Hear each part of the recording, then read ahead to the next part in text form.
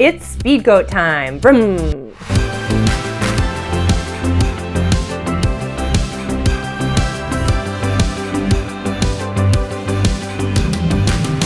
What's up, friends? It's Kim Deshima Newberry here, and I am back for another shoe review. And with the release of the Hoka One One Speedgoat 4s just around the corner, I thought today would be a great opportunity to talk all about the Evo Speedgoats. I'll also be mentioning the Speedgoat 3s today.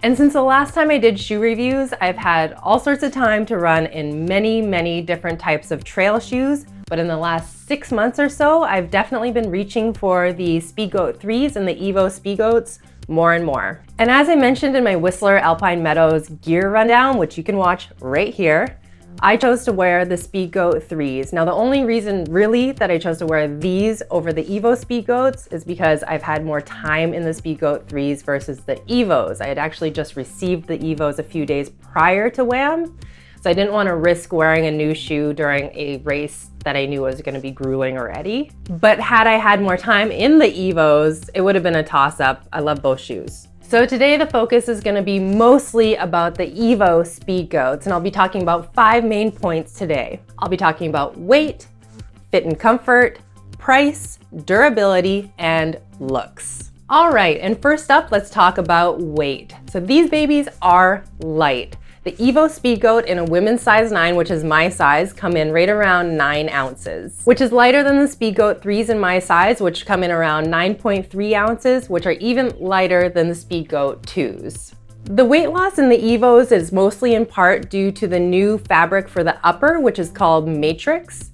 And I'm sure there's some sort of Keanu Reeves joke in there somewhere, but really all I can think about is his performance and always be my maybe. It was solid. Thumbs up. For a trail shoe that might look a little substantial, this is actually really lightweight. It feels fastish for me, and super nimble. All right, up next is fit and comfort. One of the first questions I get when you guys are asking me about shoes is, are they true to size? And for the Evo Speedgoat, I can say they are true to size. I wear the same size in the Evo as I do the majority of my other trail shoes. And as far as comfort goes, if you guys have watched my reviews in the past, you know this is gonna be a thing that I'm constantly whining about. I tend to always want a wider toe box in a shoe. This shoe is no exception. While the toe box itself is ample, I still find myself wanting like a little bit more wiggle room, a little bit more room to splay. And what I've heard from some other users of this shoe is that the material over time will loosen up, kind of giving you that little bit of extra space that you need. But that hasn't really been the case for me yet. Maybe I just don't have enough miles in them. And while I am complaining about the toe box a little bit, it's not causing me any problems. I just personally like a little bit more space there. And while we're talking about comfort, I think this is a time to kind of talk about the cushioning in the midsole here. So the midsole cushioning in this is the same as the Speedgoat 3. It's great for the long haul runs. It's nice, soft, and cushy without feeling super moon booty. Moon booty. All right, I guess that's a term now. I can easily see myself stepping into this shoe for a long haul run, like a 50K or a 50 miler, and being completely happy and content with more than enough cushioning. And moving on to price. So these bad boys will cost you $160. To me, that feels a little steep. That's a big chunk of change to put out for a pair of trail shoes. But if the improved durability of the upper is actually true, then it may be worth it to you. Just for reference, the Speedgoat 3s, which are very similar, are $140. However, if you are interested in the Speedgoat 3s, they are marked down right now on many sites because the Speedgoat 4s are going to be arriving. So if you're on a budget, it could be a good opportunity for you to get out and try these guys. So it totally depends. Is that slight drop in weight and improved upper worth it to you? Maybe shell out the 20 bucks. Durability. So I have about 80 to 90 miles, maybe a little bit more in the Evo so far, and they're not really showing any signs of wear. The lugs, the toe cap, and the upper are all in super good condition. And I really feel like I've put these guys through the ringer so far. I've run in the rugged trails here in Washington, also in British Columbia.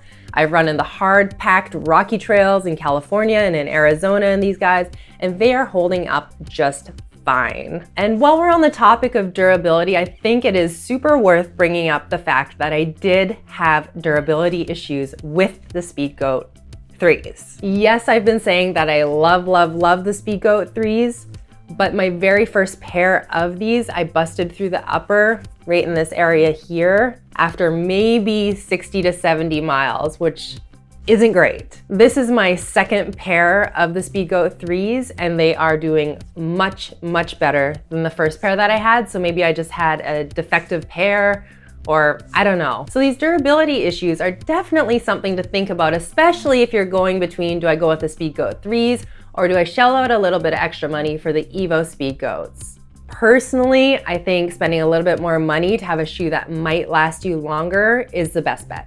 All right, moving on to looks. I know some of you might be rolling your eyes thinking like the looks of a shoe doesn't affect its performance. And while that may be true, I still like a nice looking shoe. So the Evo Speedgoat came in one colorway, which is this here, which is kind of the yellow and the black color scheme.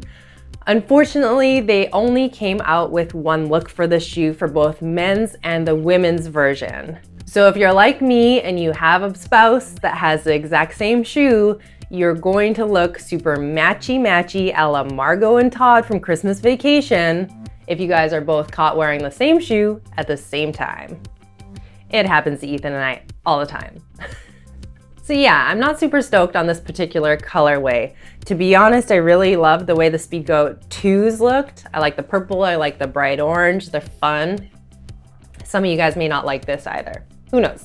And just really quick before I end this video, something that didn't quite fit into my categories that I listed below are the lugs and the grip. You have the Evo Speedgoat here and you have the Speedgoat 3 here. As you can see, they're the same. They have the really awesome Mega Grip Vibram outsole, which work fantastic in the mucky mud up here in the Pacific Northwest, but also aren't too aggressive that I couldn't wear them when I was down at Javelina last weekend. Really nice lugs. All right, so to summarize, was the Evo Speedgoat a hit or a miss for me? I think you guys already know. Definitely a hit. I am loving the shoe. I love how it's lightweight, how it's nimble, how it makes me feel Wamsley-ish fast. No, I guess that's not a thing I'll ever experience. But it does make me feel light, fast, and nimble on the trail while providing ample cushion, which are all things that are super important to me. And if you want to snag yourself a pair of the Evo Speedgoats or the Speedgoat 3s, I'll have an affiliate link in the description below. You know what else you'll find down there? The comment section. So you guys leave me a comment, let me know, have you tried the Evos? Have you tried the Speedgoat 3s? Are you anxiously awaiting the arrival of the Speedgoat 4s? I am. I can't wait. Don't forget to like, subscribe, and click that notification bell. And most importantly, go pet a doggy. Because guys, dogs are the best. Thank you so much for watching again. We will see you next week. Goodbye.